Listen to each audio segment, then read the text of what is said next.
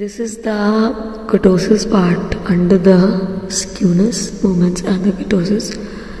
And kurtosis are that it indicates whether a frequency distribution is more peak the normal distribution. Already we will enter into that particular part, and firstly we was discussed about that mean, median and mode. What is that?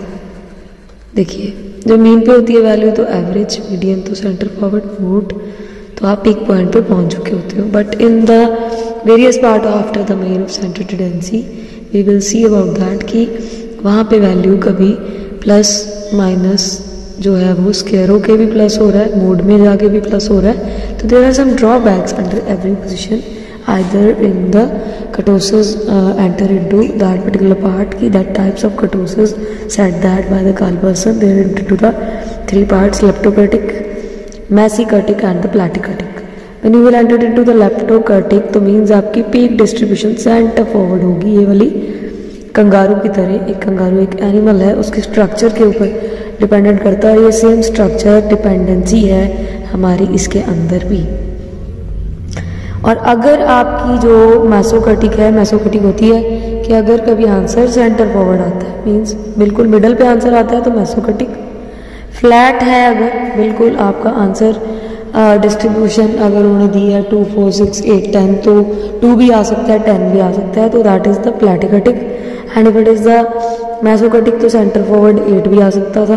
और अगर वो leptokurtic है तो means वो distribution कहीं perfectly sign पे जाएगी आपके पार्ट के ऊपर. बट ये डिटरमिन करनी पड़ती है हमें कि लेप्टोकर्टिक पे अगर हम आए हैं तो जो हमारा आंसर है वो ना तो नेगेटिव की तरफ जा सकता है ना पॉजिटिव की तरफ, कहीं बीच में ही उसका आंसर ग्राफिकली एंटरटेन किया जाता है. जैसे हमने पढ़ा था कि आंसर जो है वो -3 और 3 के बीच में होना चाहिए, यहाँ -1 और 1 के बीच में. आगे जाके आप देखोगे कोरिलेशन में कि उसका डिटरमिन आंसर इसके ऊपर होता है.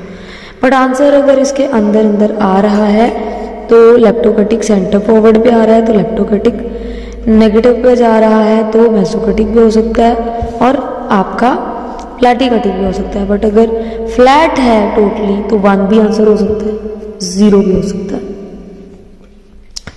After that we will enter into the signature sign of the kurtosis. that what is the signature remember sign, and it is indicated by the beta sign that we was discussed into the skewness part, and it is defined as the fourth central moment mu4 and divided by the square of the second central moment, means fourth central moment and square of the second central moment means mu4 divided by mu2 का square is equals to the beta 2, and that is called a kurtosis, where mu2 or mu4 can be calculated by these formulas that we already discussed in the previous parts in the previous series.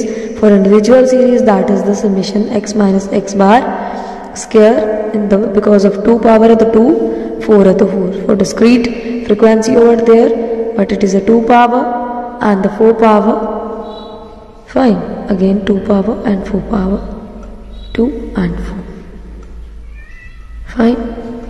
So these are the formulas we already discussed, and we already discussed into the online class also. So kindly sums जो हमने online में देखे थे उसी को देख के ये सम्स भी आप निकाल सकते हो. और इसकी कंडीशन अब मैं बता रही हूँ कि इफ बीटा 2 जो आप डिस्क्राइब करोगे अगर वो ग्रेटर देन 3 आंसर आता है, मीन्स 3 से बड़ा आता है, तो उसको कहते हैं लेप्टोकर्टिक.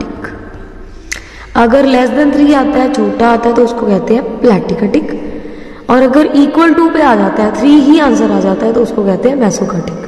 तो ये एक डिटरमिन आंसर है, वो उस तरह के नहीं है कि -3 और 3 के बीच में आ रहा है. नो, ये एग्जैक्ट फिगर बता रहा है कि फ्लैट आंसर होगा. तो क्यों मैं ऐसे बोल रहा हूँ कि मेसोकर्टिक है या पार्ट आपका प्लैटिकर्टिक है.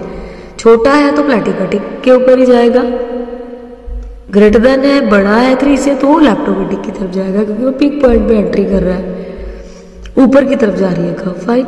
और अगर 3 ही आ जाता है तो वो मेसोकर्टिक है. तो ये सब मैंने दे रखा है first four movements about mean और compute the variance and standard deviation. और kurtosis भी आप इसकी हेल्प से निकाल सकते हो कि because this is the relation between the variance standard deviation का square equals to second moment होती है हमारी।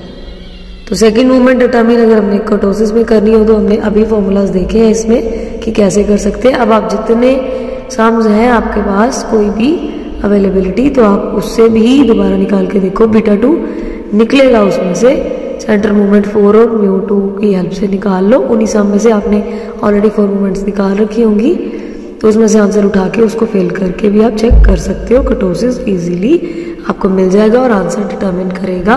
कर्टोसिस की कंडीशन रिमेंबर रखनी पड़ेगी। होप सो ये टॉपिक आपको समझ आ जाएगा। And if you have any question then ping me the message over here. Thank you so much.